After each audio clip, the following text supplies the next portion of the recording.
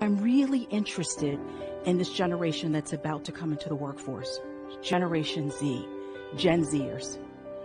They, research tells us, are arguably the most talented, the most diverse, and the most technologically savvy generation that we've ever had.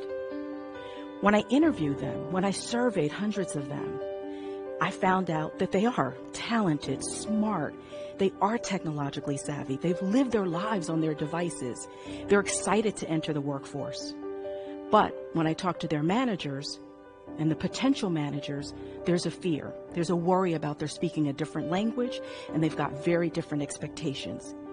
When I went back to talk to the Gen Zers, what they said to me is that they're nervous. They lack the confidence to actually come into the workforce because this is really interesting, really profound. This is the first generation in 50 years. In 50 years, to enter the workforce with little to no work experience. They're talented, they're smart, they're technologically savvy.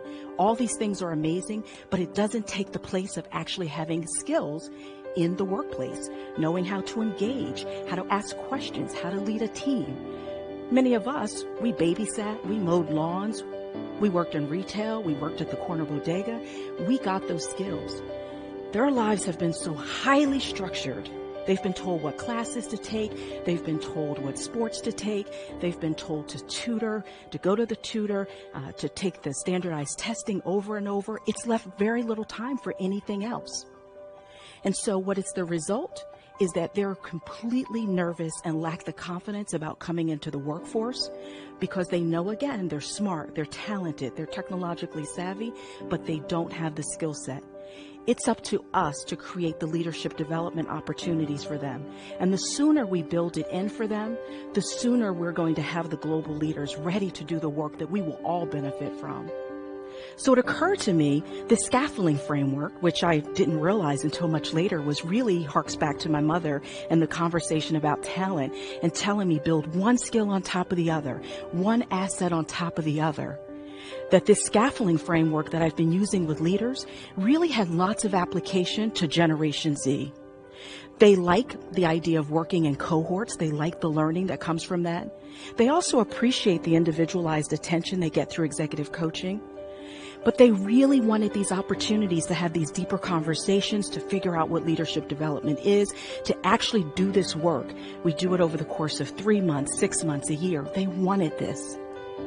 That's what we have the opportunity to give them. That's what we have the opportunity to teach them, to build on all that they already have, the skill sets they have, and to provide them with the leadership development that they need. We need global leaders who are high performing, who understand what it means to work in groups, that understand that productivity is what we need to make companies grow, and who really understand what it means to live in a complex global world.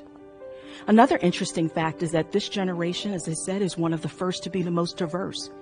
And so they're asking us to provide them with the opportunities and the training so that they can actually make our workforce and they can make our workplaces truly diverse and equitable and inclusive. They're the generation to do it, to get it right. But again, they have some of the skills and we have to give them the other part of the skills. We have to create the leadership opportunities for them. We have to develop those leadership skills. It is not enough to be smart and talented and be tech savvy. We have work to do. Peter Drucker, the leadership guru, says, the best way to predict the future is to create it. I'm passionate about the idea that we can create it. These Gen Zers are ready. They are interesting. They're funny. They are passionate. They want to be a part of the world, and we have the opportunity to do it. When I talk to the Gen Zers, when I talk to the educational institutions that are training them, when I talk to their parents, and when I talk to the companies set to hire them, they all say the same thing. They want a return on their investment, an ROI. We all want an ROI. We all need an ROI, but we have to invest in their leadership development. I'm excited to walk side by side with these emerging leaders. I'm excited to be able to help them in this leadership development. We all benefit. We all win when we invest in their leadership development. The best way to predict the future is to create it, and we can create it with Generation Z.